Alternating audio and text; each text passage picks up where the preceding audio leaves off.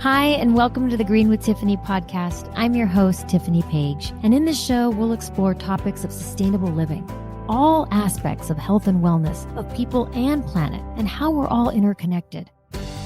Join us on this journey to live better and more sustainably by improving our health, our families, and the world with the choices that we make.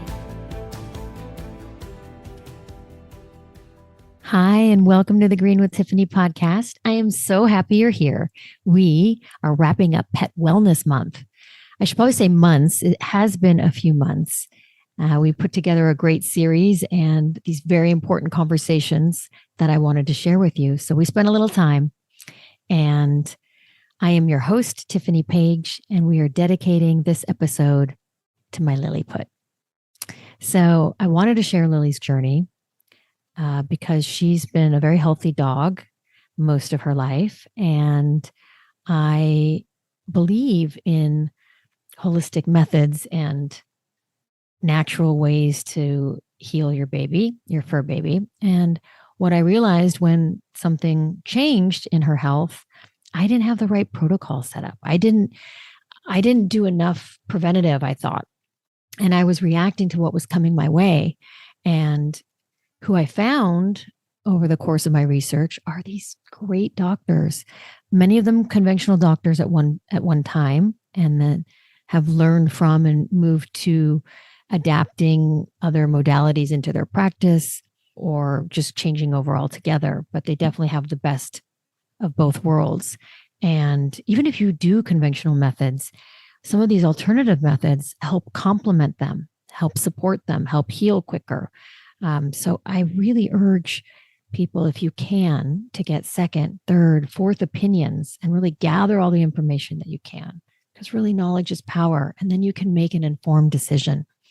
So Lily went to a conventional vet, a few different ones actually over the course of her life, and it wasn't easy finding these people, which is why I wanted to share them with you. And I wasn't searching with the right keywords. Like I was using holistic, which gave me a handful, but functional medicine is a good one to work with. Integrative is a good one to search if you're looking. So there are ways. And I'm here in Los Angeles, but there is the AHVMA, which is the American Holistic Veterinary Medical Association. So ahvma.org is maybe where you could find somebody in your area if you needed to see someone in person. Many of these doctors do telemedicine, like we're doing now, like Zoom kind of conference call. But, our fur babies now more than ever are having so many health issues. They're having skin issues and gut issues and allergies and seizures. And now, of course, cancer. And I mean, when I was growing up, our pets didn't have cancer. Very, very rare did I remember seeing cancer as a regular thing. And now it seems so common. And I don't think it has to be. So I really, truly believe an ounce of prevention is worth a pound of cure, which basically means it's much easier to avert a health crisis than it is to treat one. Of course, you can treat it, and there's definitely great outcomes. But if you're just talking about trying to keep your baby healthy, preventative obviously is going to be a lot easier. And you can start with food. Food is thy medicine. Our own diets are terrible now, right? I mean, our diet and then our dog's diet, the food's not regulated. It's this crunchy like cereal that's colored and full of preservatives and food coloring. And I mean, just really doesn't have any nutritional value. So, Lily ate human food. She never ate dog food. We cooked for her. She had mostly chicken, rice, and vegetables. And then she became allergic to chicken. So we moved her to turkey. I definitely probably could have rotated her meat a lot more often, and I did not. Good water.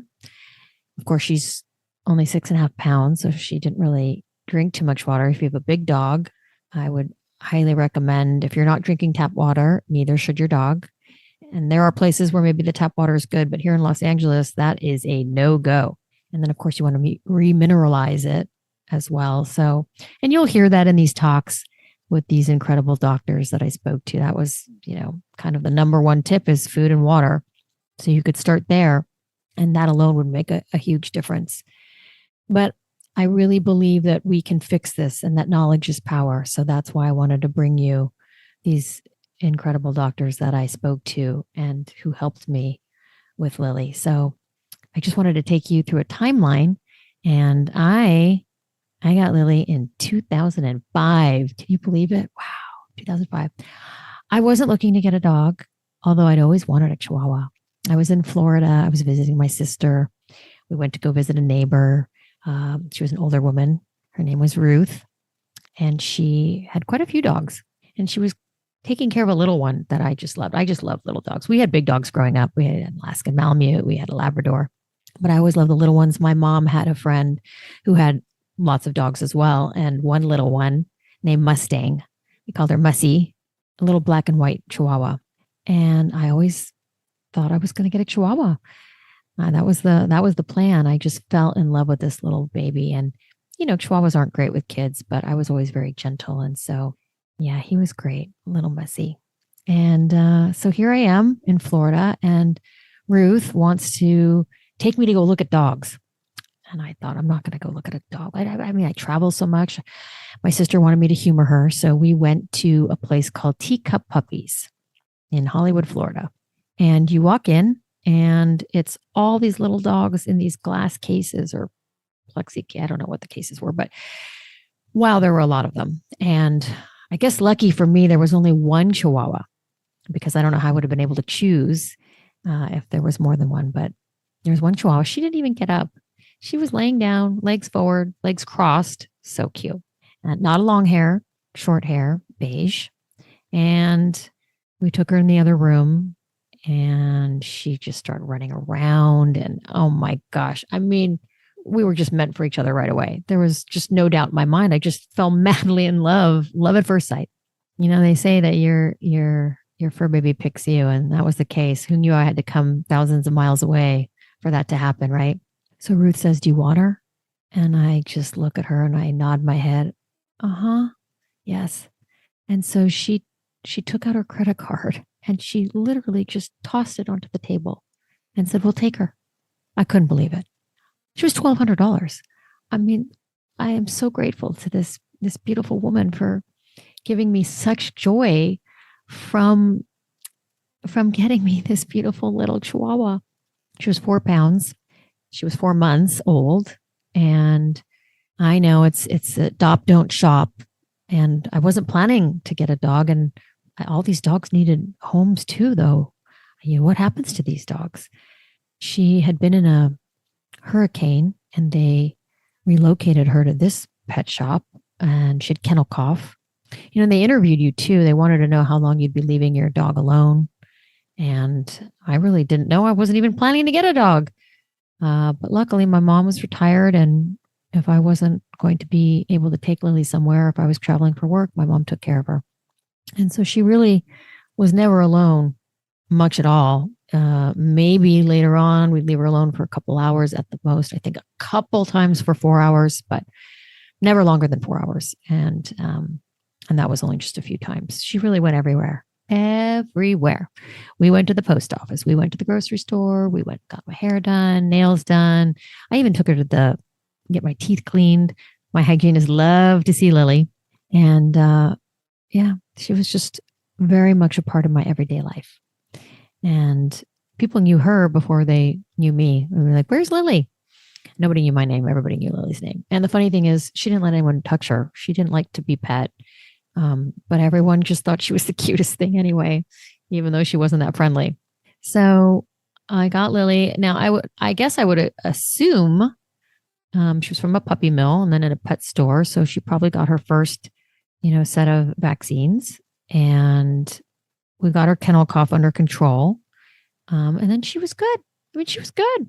No problem. She had a little bit of a trachea issue, and we got that under control. Had some medication, but then I didn't want her on, then we moved over to an herb that I could put in her water, and that really helped. She had a little bit of issues with it now and then. Now, I didn't get her spayed, and it wasn't that I set out not to do it. I thought I was going to breed her and have puppies because I was so mad about her. I wanted more of her. And I thought, oh, well, I'll have a little friend for her. And then maybe my mom would take one. And then you read sometimes they don't take to their puppies, and for a little Chihuahua, a little dog, sometimes the birth is not easy. And so I thought, oh gosh, am I really equipped for this? And then of course you think about all the dogs that need homes that are already out there, and Chihuahuas are so prevalent in shelters. And I thought I can't do that. So I decided not to do that. And then I didn't move forward having her spayed. And I'd done a lot of research on it. And, in this country, you do it right away. I think we do it too soon, which you'll also hear about if you have to. In other countries, they don't, and their dogs are fine. There's information, both sides of the coin on it about whether it's good, whether it's bad, things that it causes or doesn't cause. So anyway, she was good until she developed a little pea-sized lump around one of her mammaries. So I took her to a more of a holistic doctor. He didn't do surgeries anymore. He suggested that we remove the lump and we spay her. And I didn't have anyone set up to do that. Well, I did, but then she told me that Lily needed her rabies shot. And this doctor who told me to have the lump removed and have her spayed had told me that we over vaccinate our pets and no more vaccinations, that they last for 7 years. And, Lily was already older and she didn't need any more. She was good. And she'd had, her first couple of rounds early on. So when I went to this doctor and she told me she needed her rabies shot, she'd had a rabies shot. I said, well, she's not getting a rabies shot. I mean, she lives in the city. I don't live in a place where she would need a rabies shot. And I never board her or do anything like that. And so she said, okay. And I thought, what? What do you mean, okay? You just told me she needed it. She said, yeah, I have to do that by law. That was a big one for me. That was a big eye opener. And she had then told me that her own children weren't vaccinated. So that was a big one. And so I couldn't go to her, because what else is she not letting me know about? It was a no. So I had to find somebody else. So word of mouth, I found another doctor to do the surgery, and she was, I think, 11 or 12 going on 13. So, I was a little concerned because she's a little bit older. And prior to getting it done, when we went to go have her checked out, she had slowed down a lot already. She was losing mobility in her back legs and she was kind of falling over, and she was having a hard time getting up her stairs. And some days were better than others. And, I just can't believe it. I thought I was so in tune with my baby. But sometimes they're in silent pain and it's hard to know. And she was very stoic. So I was very disheartened that I didn't know this. So when we took her in to be, checked out before the surgery, found out that she had a hurt neck. I don't know how she had a hurt neck. Maybe she fell down the stairs or something, or, she had little pet stairs up to the couch, up to the bed. I mean, she was very, very active. And she loved to play with her little ball. I mean, we got her this little cat ball that I'd call her Bend It Like Beckham, and she'd just pop it between her paws. She didn't fetch. Fetch was not a thing for her, but she'd play by herself with this ball. And if it popped away from her, you'd have to just kind of throw it back at her. And then she would continue to play between her paws. So fun. And she also had this yak stick that a friend gave me. Now, they're very hard. And what we learned from Dr. Thomas is not to give your pet something so hard. It's actually really bad for their teeth. But she couldn't chew it. It was too much for her anyway, but she loved to hide it around the house. And I would follow her to see where she'd hide it. And then if she'd see me watch her hide it, she would go back and get it and then go around and rehide it. And she had so many little cute quirks. It was so fun. And she just loved going out. She loved to be in the car, loved riding in the car. I got her one of those higher booster seats so she could see out the window. The best. I mean, just the best. She loved it. And just loved being out, loved to sit outside and cafe, as we call it. We live in Los Angeles, so you can pretty much do that year round. And we did. And we would just go to places that she was allowed to go. And as time went on, more and more places became more and more dog friendly. So it was just the best. Loved taking her everywhere. So when we took her in and we found out she had this hurt neck, I couldn't believe that I didn't know this. And of course, that makes sense that it's connected to her mobility. And the doctor, who was a conventional doctor, had had recommended acupuncture. And what I liked about him is he never overdid things. He was definitely a less is more as far as procedures and medication. But he did recommend, CBD was something he liked and acupuncture. So we went to acupuncture and wow. I mean, to talk about something that you see such a direct reaction from, a positive reaction, right? So we started to go every week. I don't know how long we did that for, but we did it for a little while. She got full mobility back, full mobility, running around like a puppy, up and down her stairs. It's like I got my little baby back. And I couldn't believe that I was just chalking it up to old age. I mean, that's so unlike me, but yet I still did.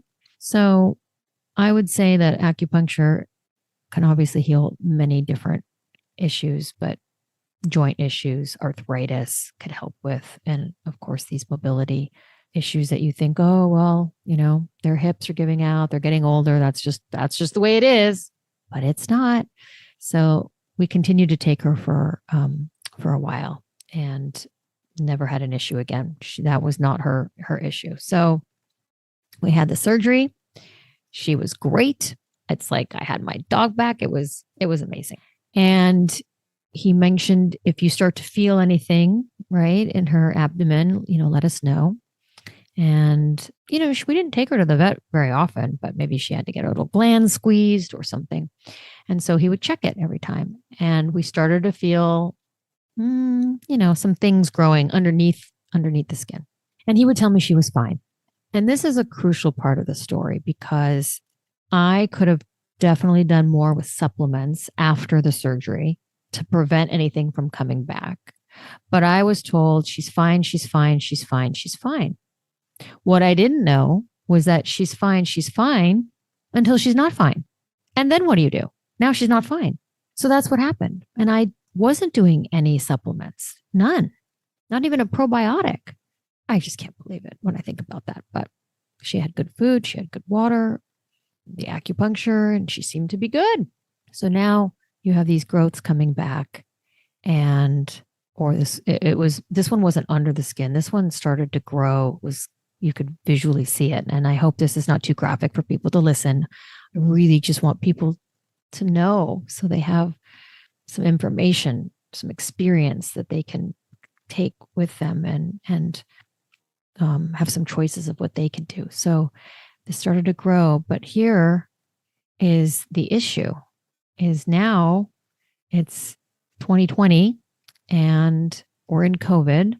I've got less options, right? What am I going to do as this thing is growing? And I started reaching out and looking and seeing things I could do.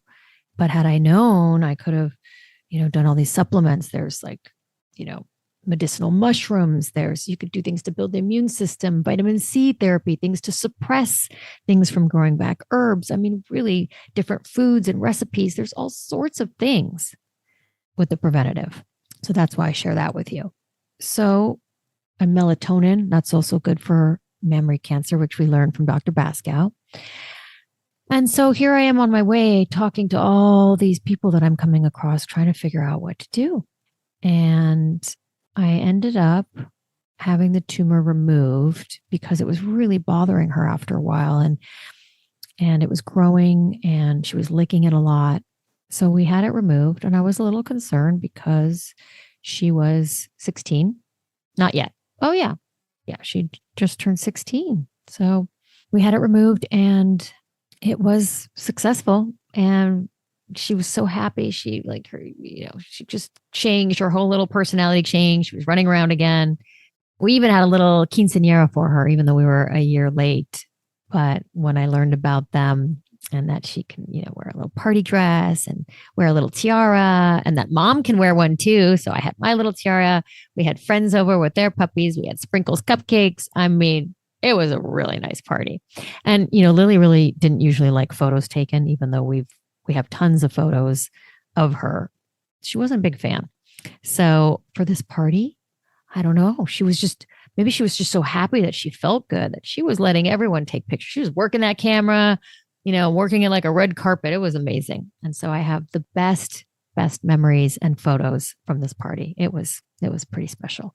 And so again, I didn't do any preventative, which I don't know why now looking back, because I had talked to Dr.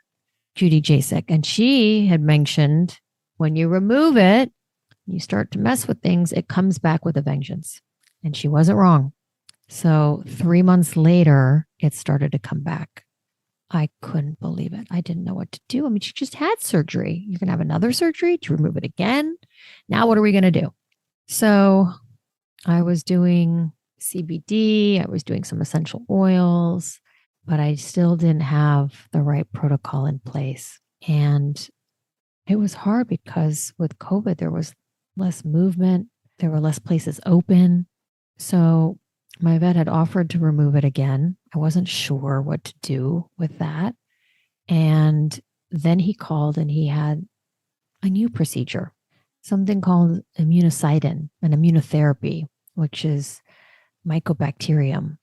Complicated. It's a biologic, it's still I think considered a pharmaceutical. So I was very on the fence of doing this. And this was new. Immunotherapy is not new, but this was new for dogs, and it was specific to mammary cancer. And my vet had mentioned it because I guess his father had bladder cancer and they did immunotherapy and it had some good results. So he wanted to try that first. And then he said if it didn't work, we could do surgery. So I was deciding.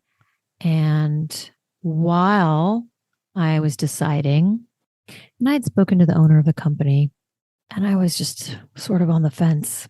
Those are the only two options I was given. And I wasn't loving either option. I guess that was the problem. So while I was deciding, the decision was made for me and the tumor opened, which I learned now is somewhat uncommon. And so now they couldn't remove it because it was open, but they could do the immunocytin. So we did that.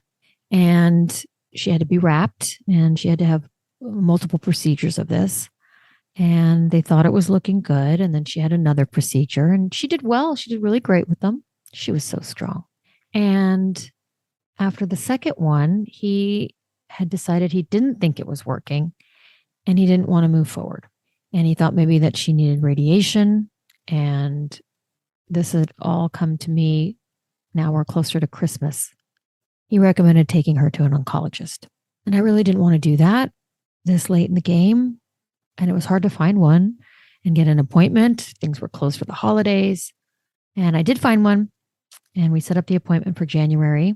And the problem now is because she was wrapped all this time with moisture that an infection came. And so we had to treat the infection.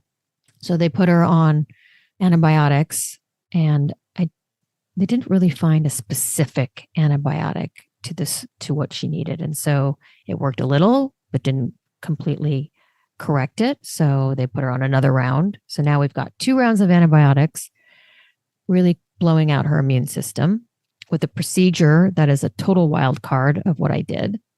And then they were disinfecting this open wound with harsher chemicals that are not going to support the area. Really, they're going to, kill good bacteria as well as bad bacteria, as the antibiotic does. So we're not doing her any favors now. And this wound that was smaller started to grow larger. And so they recommended that we put her down. I couldn't believe it. I mean, I couldn't believe, how did we get here? How did we get here with all I thought I knew?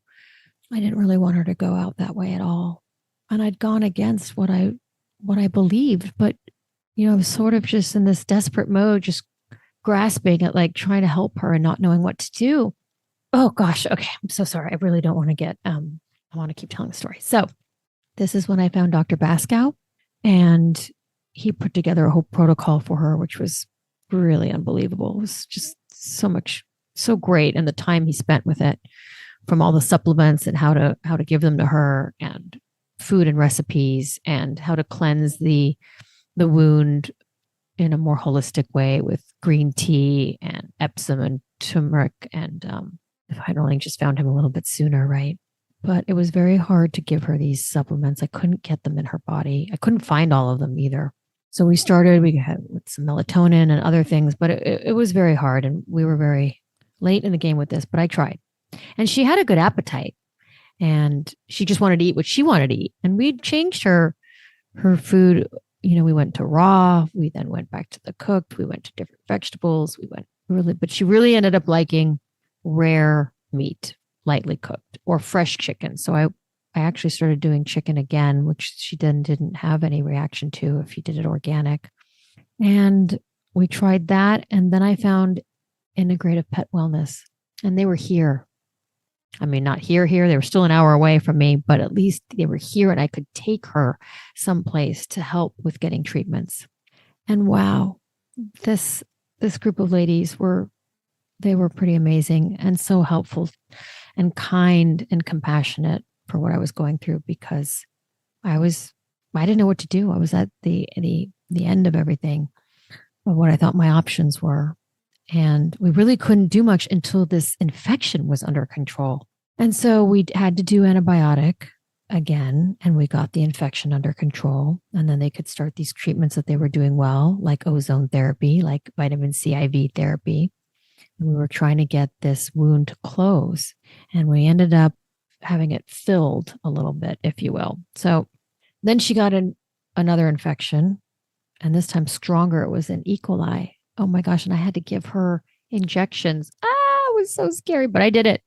I mean, you do what you have to do, right? You just end up pretty much doing anything. I was willing to do anything. And I drove to Palos Verdes every day to drop her off by 9 a.m.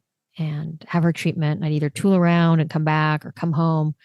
And during this time, at one point, my mom got COVID and she had pneumonia, and I'd take care of her. And I'm sure we've all been there, where everything just seems so overwhelming. But it's amazing how strong the human spirit is when you have to step up and you just do it, right? So I pick her up and she was in great spirits, and she'd been walking around. It's an open floor plan, and they loved her, and she just seemed so good and bright eyed. And the truth of the matter is, she was good.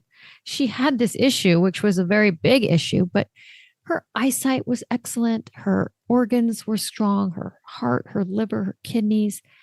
So I guess with what I was doing something right along the way, but I put in this wild card of something that nobody knew really how to deal with it. So all they could try to do is get her stronger with her immune system and try to heal her in these other ways.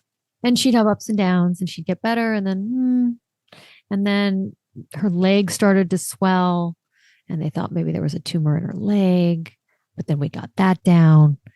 I mean, she went back and forth. Now, mind you, she was good. And I took her on these long walks in her bag, and she loved it. I mean, she loved being outside. And I guess I was grateful in the sense of COVID. On the positive was that I could be with her every day, making her food, every day spending time with her, every day being able to tell her how much I loved her. I mean, she just brought so much joy to our family.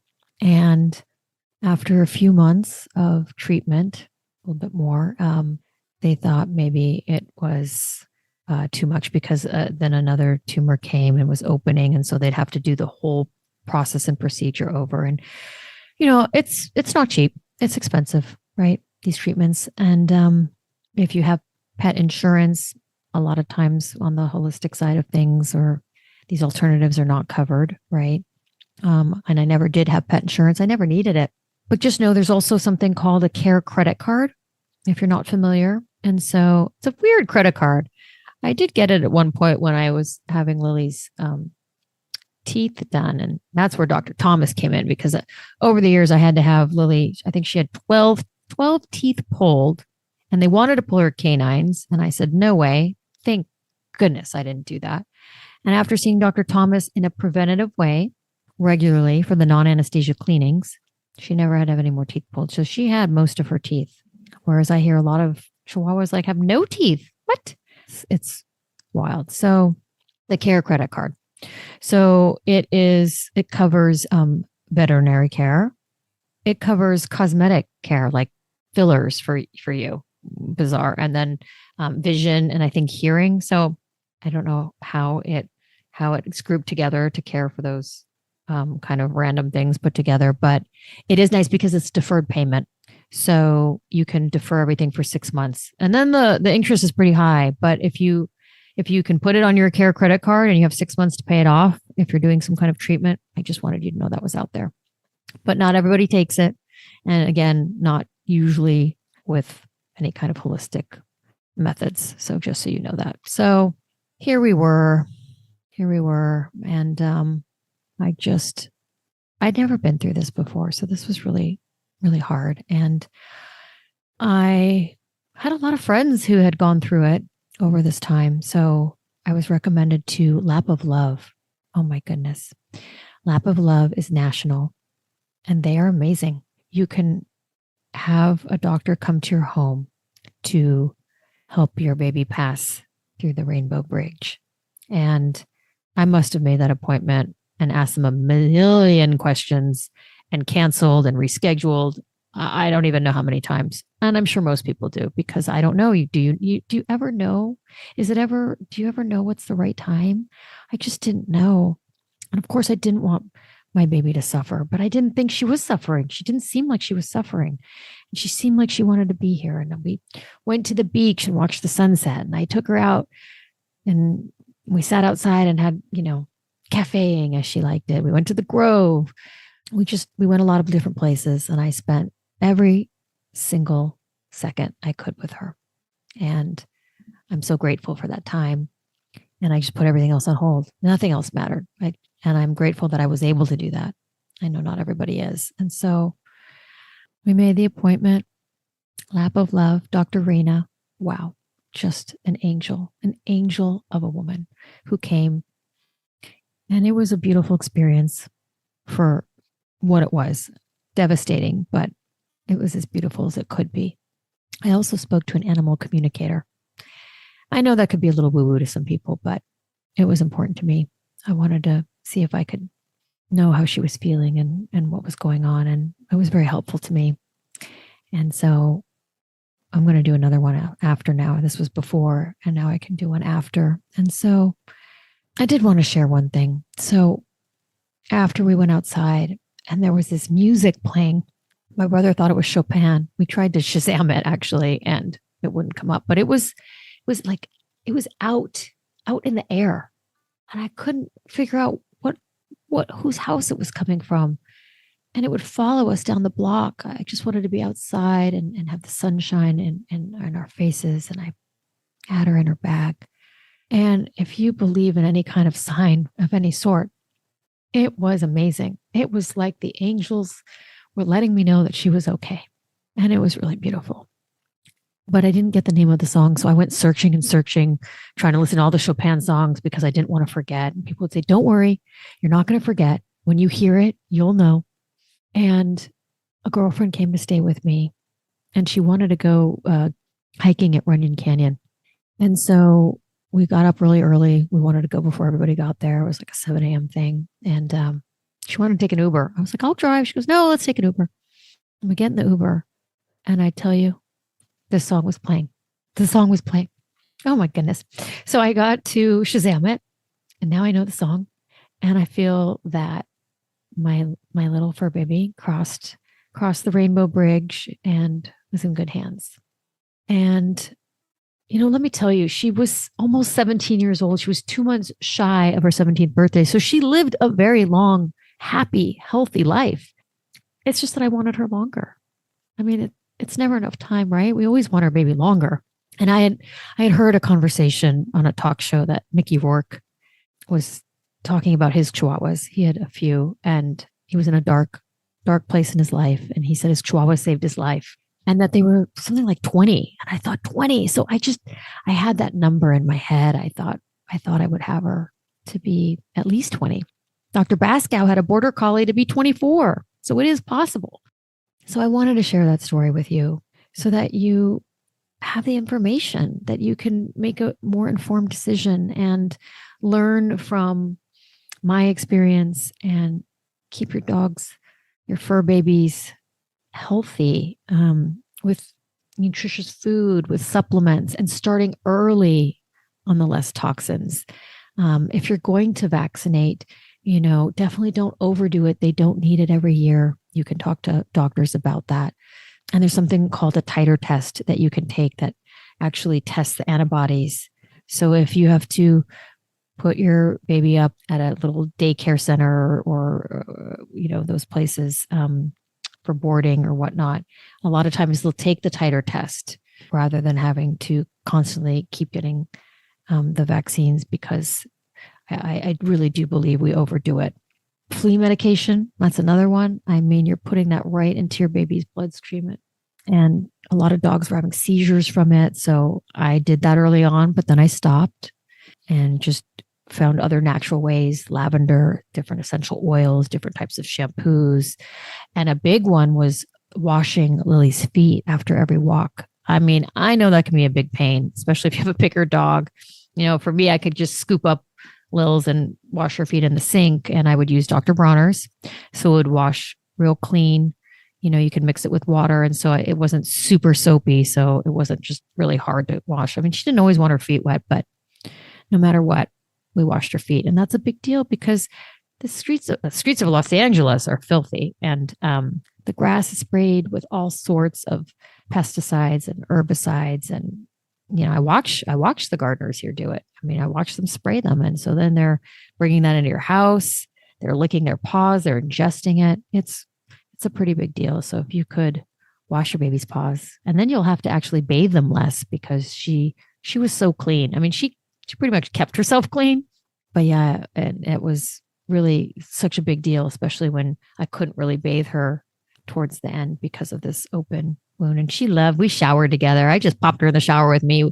She loved the water on her back. So that was fun when we used to do that too. Well, I really do thank you for listening. And I hope that Lily's story helps somebody out there who is in need, doesn't know which way to turn, doesn't know who to talk to. I'm going to put up a resource page on my site so that you have the names of these doctors and everybody that I spoke to. And if and when I do get another fur baby, I am well educated as well, that I have the information that I need. And if you want to get in touch with me, please go to my website, shoot me an email. You can also find me on Instagram. You can send me a direct message, and I'd be happy to help any way I can, because I am just so in love with the fur babies. And I think all the fur babies that are out there and the amazing pet parents that take care of them and that love them so much. I learned so much from the Lils, and she was a daily joy in my life. And I told her every day. So I hope you do that as well. Not a day went by that I didn't tell her how much I loved her or just give her tons of kisses. It really was an everyday occurrence. And I read something once that for a dog or a fur baby or your pet, but in this case, we're talking about dogs. So they are only a small part of your life, but for them, you are their whole life. And Lily was my whole life too. She really was such a large part of my adult life. I mean, I had her almost 17 years. And so I want to celebrate Lily's life. I'm going to continue celebrating it versus mourning her passing.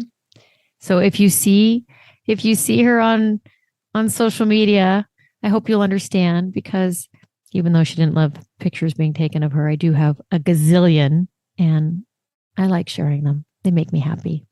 And I'm so grateful that she chose me to be her human. And I loved spending every moment with her and all the beautiful time we had together. I even got this necklace made for those of you watching. It says, I'll put it against the sweater. It says Lilliput. I love it. So she's always close to my heart. And I thank you for listening. I hope this is helpful. I love you, Lils. Thanks for listening, and thanks for choosing to care. Until next time. Thank you so much for listening. I hope you enjoyed the show. Please rate, review, subscribe, and share on Apple Podcasts. It would mean the world to me. You can find me at greenwithtiffany.com and on Instagram. Till next time, choose to care.